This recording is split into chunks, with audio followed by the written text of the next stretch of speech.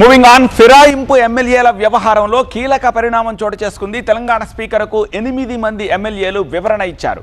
ఇప్పటికీ బీఆర్ఎస్ ఎమ్మెల్యేలమేంటో స్పీకర్కి లేఖ రాశారు. తాము పార్టీ మారలేదంటూ స్పీకర్కు స్పష్టం చేస్తున్నారు. నియోజకవర్గ అభివృద్ధి కోసమే ముఖ్యమంత్రిని కలిశామంటూ వివరణ ఇచ్చారు. తమ మెడలో సీఎం వేసింది కాంగ్రెస్ కండువా కాదని జాతీయ జెండా కండువా అంటూ క్లారిటీ ఇచ్చారు.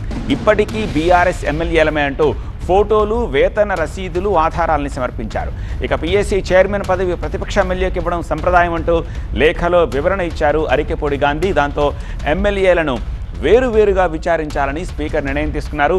ఇరుపక్షాల వాదనలు విన్న తర్వాతే తుది నిర్ణయం తీసుకోనున్నారు. స్పీకర్కు 8 మంది ఎమ్మెల్యేలు సమాధానం ఇవ్వగా వివరణ ఇచ్చేందుకు మరికొంత సమయం కోరారు దానం కడియం.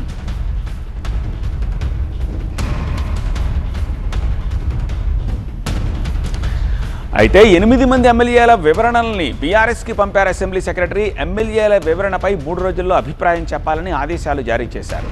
బండ్ల కృష్ణమోహన్ రెడ్డి వివరణను ఎమ్మెల్యే పల్లా రాజేశ్వర్ రెడ్డికి, అరికెపూడి గాంధీ, ప్రకాష్ గౌడ్ వివరణల్ని బీఆర్ఎస్ ఎమ్మెల్యే కల్వకుంట్ల సంజయ్కి, పోచారం సంజయ్ వివరణల్ని ఎమ్మెల్యే జగదీష్ రెడ్డికి, కాలే యాదయ్య, గూడెం మహిపాల్ రెడ్డి వివరణలు చింతా ప్రభాకర్కి పంపించారు. ఇక తెల్లం వెంకట్రావు వివరణను వివేకానంద గౌడ్కి పంపించారు అసెంబ్లీ కార్యదర్శి. ఎట్టి పరిస్థితుల్లో 3 రోజుల్లోనే అభిప్రాయం చెప్పాలని ఆదేశాలు ఇచ్చారు. సుప్రీం ఆదేశాల కారణంగా సమయం పొడిగించలేనని కూడా అసెంబ్లీ కార్యదర్శి తేల్చి చెప్పారు.